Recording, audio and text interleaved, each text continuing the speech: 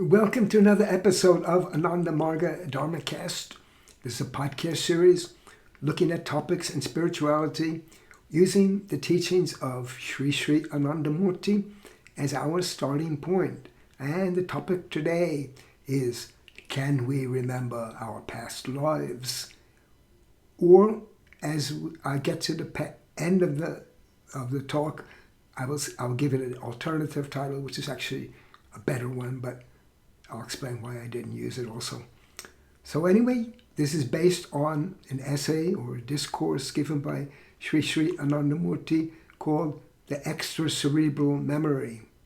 And it explains this whole concept of karma and past lives and things like that.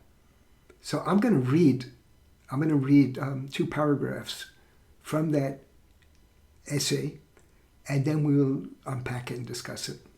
So he said, Shrii Shrii Anandamurti said, in general terms, memory can be explained in this way. What you store in your brain through the medium of nerve cells is your cerebral memory. But in the case of non-cerebral memory or extracerebral memory, your nerve cells will not come forward to assist you. They cannot help you because no memory of your past episodes remains stored in your present nerve cells to enable you to remember them. Along with the rest of your bodies, those nerve cells got burnt to ashes when the bodies died. What people learn or observe in their present life remains stored in the present nerve cells of their brain as memory.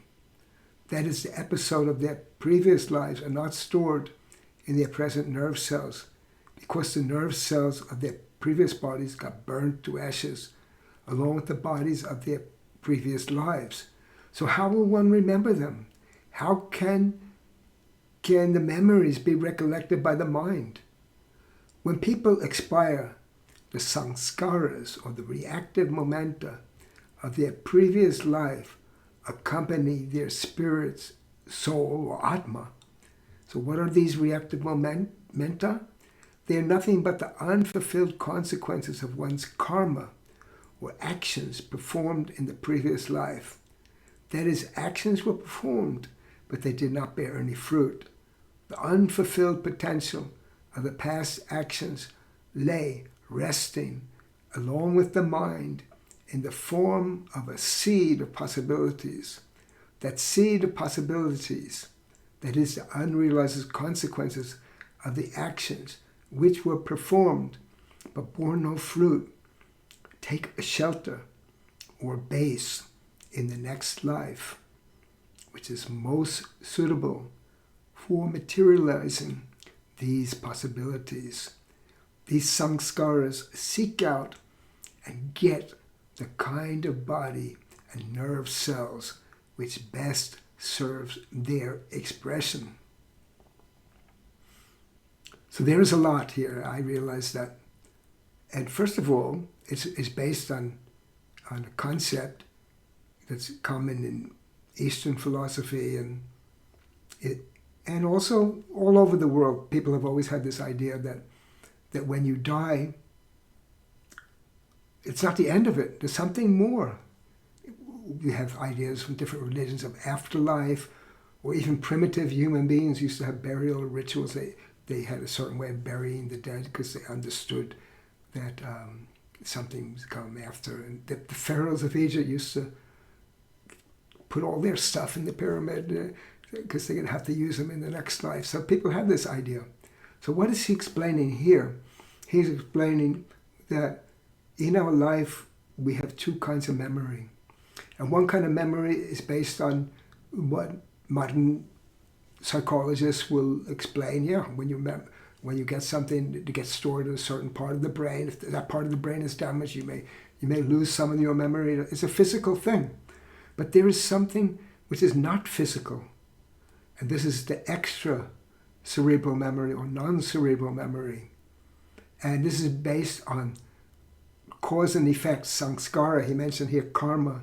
So what people commonly call karma is, the yoga word is samskara. Samskara means action in potential form. And these actions in potential form are not destroyed. So you think you got away with it. Oh, you did something and oh, no one punished me. But the result, it will come in the future. But not in a hellscape, or there's a different concept. The concept here, he mentioned here, the samskaras seek out and get the kind of body and nerve cells which best serves their expression.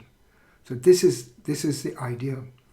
And he also mentioned, furthermore, down in this essay, which I'm going to link in the description, although it's not so easily available, but if you want it, I'll link it in the description. He mentions that in this life, up until the age of 12 or 13, people sometimes have these memories of the past. Sometimes they're like vague, like almost dream-like recollections, and they just think, yeah, I used to be from there, I used to do this, I used to own that place over there, and that may come, but they last about until the age of 12 or 13. And the reason for that is something interesting, is that if these past memories would persist, it would be a dilemma for the present person. It would be like two personalities, a dual personality, or three personalities in one body. I'm John Smith, but I'm also Jane Meadows, or Jane Ditz, or something like that. Or you have some other, I was German, or I was English, or Italian, and now I'm American. You would have quite a collection of stuff in your mind. So providentially for us, by nature, the degree of nature, it seems that we forget these memories. But sometimes they persist, and we'll talk about that a little bit. Now the question comes also is, can we recollect these past memories? Yeah. So there is a concept called jatismara, someone who, with a concentration of mind, can remember everything of the past. But you can do that if you train your mind, it's possible. But should we do that? That's why the title, I said, can we remember past lives? Its question comes, should we remember them? So is that worth it? Is that a good idea? Should we remember them? The approach of Anandamurti is no.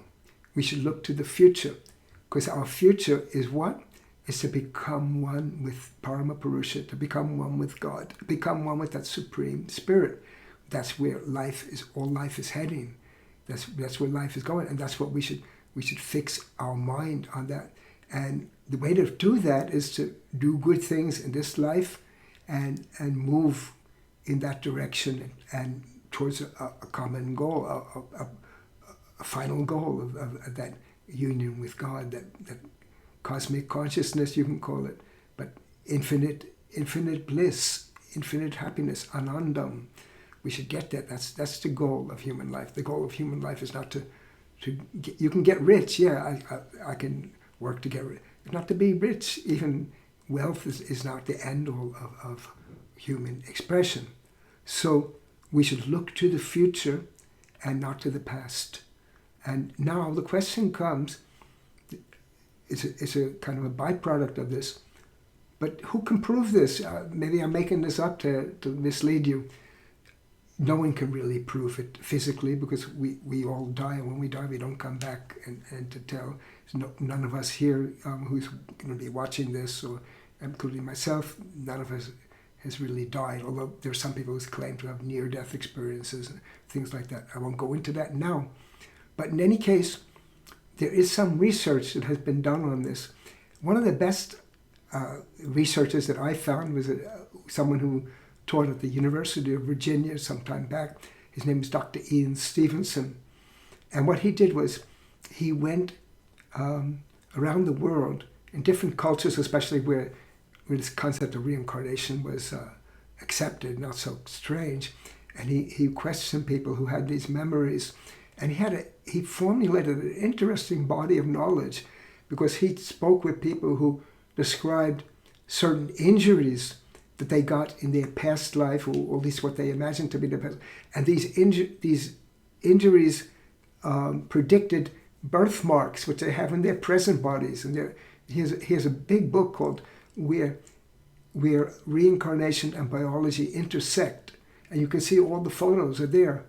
So this is part of the knowledge, and this work has been continued in the University of Virginia, I've been told, and more commonly, there are incidents, and recently there was one which was in the mass media, the public media, about one young boy, an American boy, and he grew up, he's I think 5, 6, or 7 years old, and he kept drawing photos. He was drawing pictures of battleships being attacked by airplanes, and he was explaining this, and then it sounded just like the South Pacific in World War II, when the American battleships were attacked by the Japanese kamikaze planes. And these memories were so persistent that his parents finally took him to the South Seas there, and he was able to identify different places, and they were really astonished at the knowledge that he had of this. So this kind of another kind of common thing. There's another concept that is a popular book, but not so popular that they were going to make it into a movie, but they didn't. But it was about one boy who believed he was Lou Gehrig in his past, the baseball player in his past life, and he explained many things about that. So there are people, sometimes they have these memories, and these memories may serve to explain this concept, but sometimes these memories are backed by evidence, like this Dr. Ian Stevenson found. But none of us here, we'd be able to definitively say what happens, but certainly we know a few things. One is that whatever we do has its consequence. So we shouldn't do things which bring negative consequences, one. And what we aim at is what we're going to get. As you think, so you become. So what should we aim at? So this is why we say concentrate on the future. That's why the eyes of humans have been placed in the front, not in the back.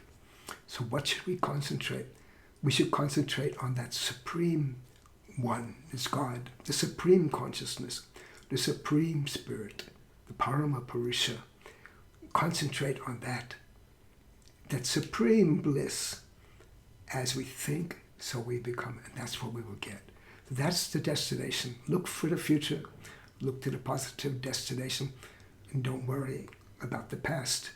But certainly the past exists, and that's why sometimes people sometimes remember these things, because of the strong momenta of the past. That's why this word that what people call karma, is sanskara. He has a beautiful word, reactive momenta. So it's a momentum. So momentum is pushing us further. But now we have it in our hands to make this momentum move in a very positive direction. So that's what I glean from this topic. And think about it. So thank you for listening and watching this far. If you have done so, please, if you like it, give it a like, and subscribe if you're on YouTube. If you're on any platform, because we're on different audio platforms, subscribe to the audio podcast. And that way, by your subscription, you'll get notification. But another thing, when you interact with our content by either commenting or giving a thumbs up or giving a positive description, you help it to be seen by more people. So if you would like spiritual content to be seen more widely, then interact with us. That will help. That's all for today, and I'll be back again as soon as I can.